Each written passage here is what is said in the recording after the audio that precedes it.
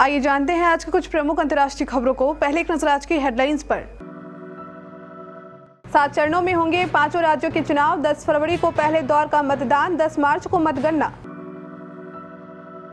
चुनाव से ठीक पहले पंजाब में बदला डीजीपी, सीएम चन्नी के कार्यकाल में तीसरे पुलिस प्रमुख का नियुक्ति। बर्फीले तूफान में चट्टान की तरह डटा भारतीय सेना का जवान।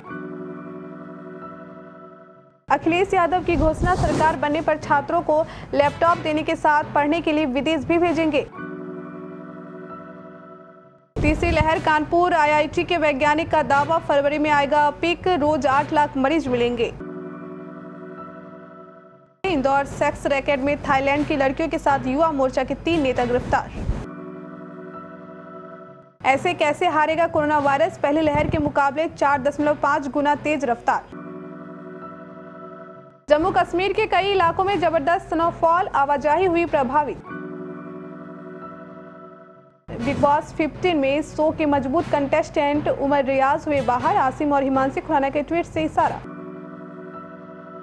उस्मान ख्वाजा ने दोनों पारियों में ठोका शतक, रोहित शर्मा के बाद ऐसा करने वाले पहले खिलाड़ी।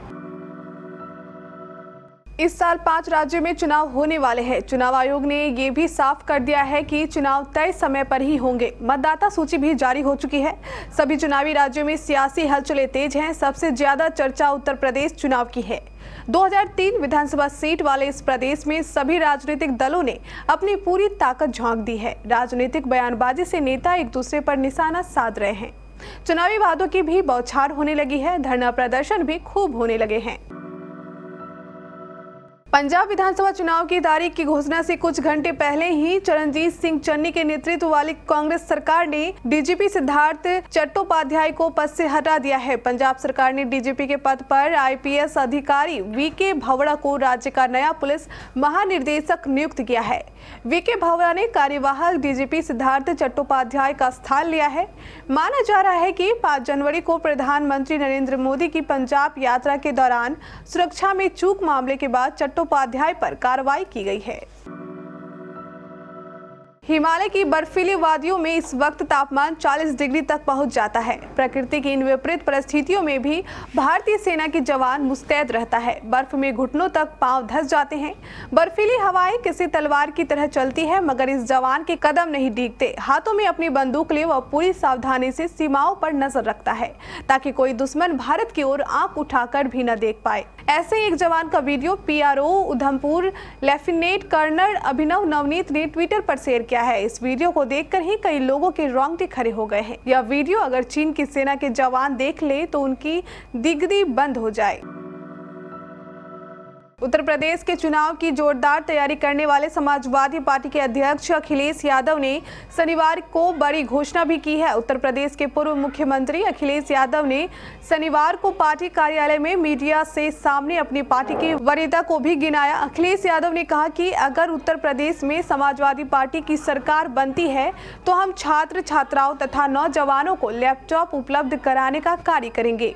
इतना ही नहीं, उच्च शिक्षा प्राप्त करने के आकांक्षी मेधावियों को विदेश भी भेजा जाएगा। विदेश में पढ़ाई के इच्छुक छात्रों के लिए अलग से फंड की व्यवस्था की जाएगी। उन्होंने कहा कि गरीब परिवारों के बच्चे जो विदेश में पढ़ना चाहते हैं उन्हें भी समाजवादी सरकार बनने पर मदद दी जाएगी।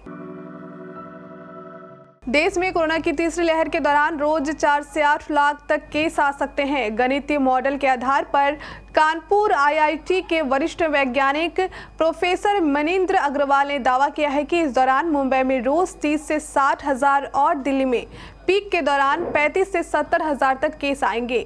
आईआईटी के वरिष्ठ वैज्ञानिक प्रोफेसर मनींद्र अग्रवाल ने यह दावा किया है कि डॉक्टर अग्रवाल ने अध्ययन के आधार पर कहा, केस बढ़ने पर स्थानीय स्तर पर अस्पतालों में बेड की कमी भी हो सकती है। पीक के समय देश में संक्रमित होने वालों की तुलना में 1.5 लाख बेड की जरूरत पड़ सकती है। इससे पहले प्रोफेसर अग्रवाल ने एक ट्वीट में कहा था कि पीक के दौरान रोज देश में 2 लाख तक केस आएंगे। इंदौर के विजयनगर में शपा सेंटर पर थाईलैंड की 10 लड़कियों से पकड़े गए 8 ग्राहकों में 3 खालवा मंडल के भाजपा युवा मोर्चा के पदाधिकारी हैं। सभी को गुरुवार को छापा मारकर सेक्स रैकेट पकड़ा था। हरसूद विधानसभा क्षेत्र के यह नेता प्रदेश सरकार में वन मंत्री विजय शाह के करीबी भी हैं। तीनों मसाज कराने वहां गए थे। इस दौरान छापा पड़ गया और पुलिस ने इन्हें गिरफ्तार कर लिया। कोरोना के लगातार बढ़ते केस तीसरी लहर की आशंकाओं को प्रबल कर रहे हैं। प्रदेश में एक्टिव संक्रमितों की संख्या 1425 पहुंच गई है। हर दिन नए मरीज मिलने का आंकड़ा बढ़ रहा है। चिंता की बात यह भी है कि प्रदेश में कोरोना पहली लहर के मुकाबले इस बार करीब 4.5 गुना तेजी से फैल रहा है। पहले लहर में जहां एक दिन में 500 मरीज 74 दिन के बाद मिले थे, वहीं इस बार 16 दिन में ही यह आंकड़ा हो गया है। उत्तराखंड में 14 मार्च 2020 को पहला कोरोना संक्रमित मरीज मिला था। उसके बाद धीमे धीमे रोजाना मिलने वाले नए मरीजों की संख्या में इजाफा हुआ। स्वास्थ्य विभाग के हेल्थ बुलेटिन के मुताबिक 29 मई 2020 को पहली बार एक दिन में मिलने वाले मरीजों की संख्या 602 थी। 500 का आंकड़ा पार होने में करीब 74 दिन लग गए थे।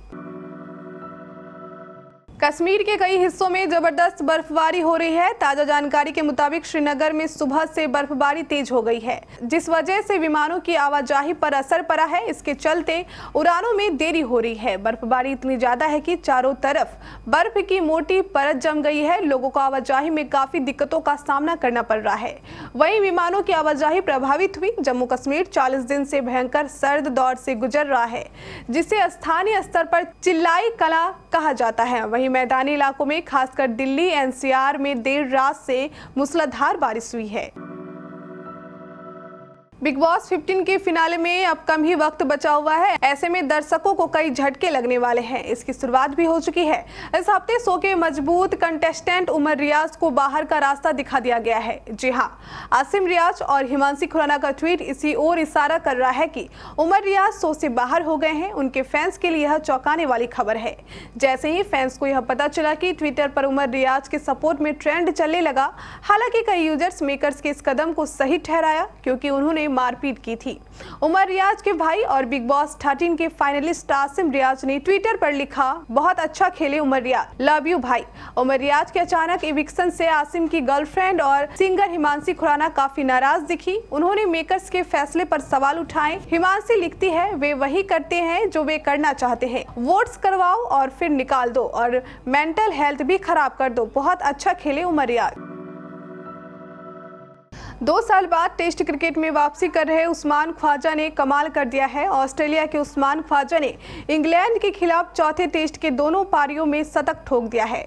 उनके इस प्रदर्शन से ऑस्ट्रेलिया मैच में अजय स्थिति में पहुंच गया है। उस्मान ख्वाजा ने पहली पारी में 137 रन की बेहतरीन पारी खेली। इसके बाद दूसरी पारी में सैकड़ा जमा डाला। वे दूसरी पारी में 101 रन बनाकर नाबाद रहे। उस्मान ख्वाजा भारत के रोहित शर्मा के बाद टेस्ट मैच की दोनों पारियों में शतक जमाने वाले दुनिया के पहले बल्लेबाज हैं। रोहित ने 2019 में ऐसा ही कमाल का प्रदर्शन किया था। ये थी कुछ हमारी अंतर्राष्ट्रीय खबरें। स्थानीय खबरों को जानने के लिए चलेंगे प्राइम स्टूडियो।